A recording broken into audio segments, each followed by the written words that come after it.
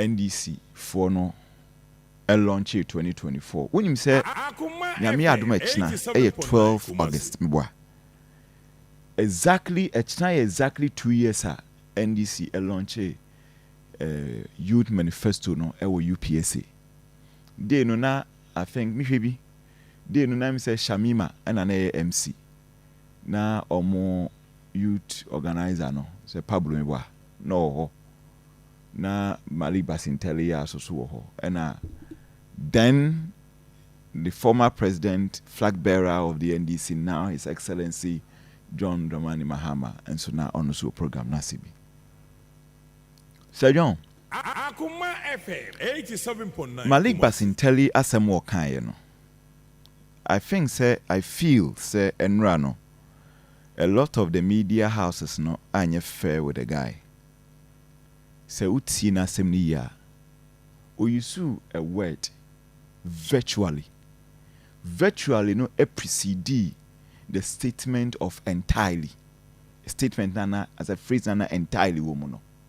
It was virtually in a chance here. So when we be kasana ka virtually, it doesn't mean 100%. It means close. A adverb. And when say adverb, a qualified verb and as an adjective. It's a close and as almost. It is not true that he says omo afofele manifesto no the 2024 NDC Youth Manifesto because he used the word virtually and that was the key word.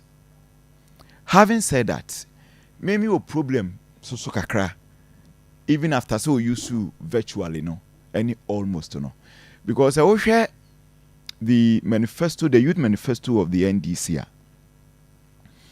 We didn't count topic in Winter. Na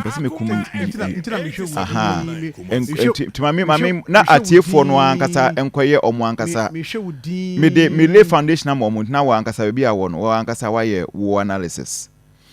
It you heard the youth manifesto of the NDC and yemanu bi omo kekan ye and aboshe bi omo share ni implementation of a 24-hour economy policy also known as the Formula 133 omo kan.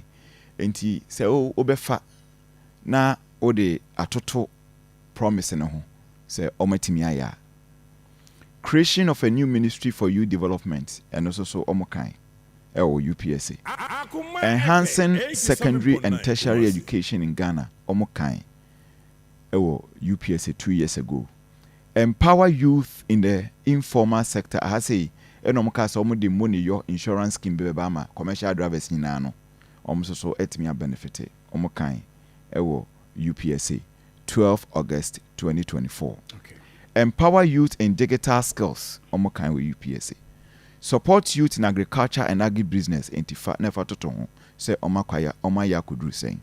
Youth entrepreneurship and skills development and also someone saying. Youth in mining and NB as a last week cry afida and also so akusi saying.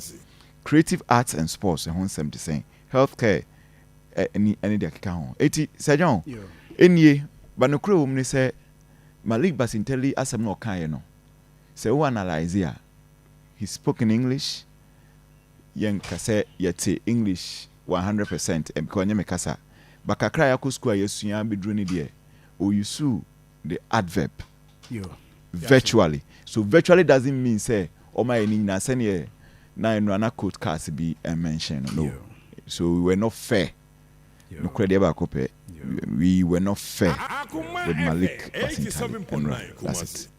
I feel dear be now so what do you buy my family dear ma say we no yedwuma ba ko ne say nema ne bi o ha ye tena fidie echi a ye be chechi mama ye tie for atiase otiase ne o de kan e de ni bi oh and me bana me mo kan nema bebre but say na abaso body enko na mobo na metina mo na mo wish birthdays me hu issue be am raise you ha yeah wish one birthday say mo say obi din birthday say den de na am tete ye na mo say ayi atwema wa beja south the MC ni din birthday yes na okay Akoma FM 87.9 Kumasi minka birthday Akoma FM 87.9 and nti me see any other issue a say to am makwa ba nti mami hu de ekoso na afi me susu minka sɛ bi minim sɛ nnura yɛ nnua adwuma bi nnura yɛ ka ne sɛn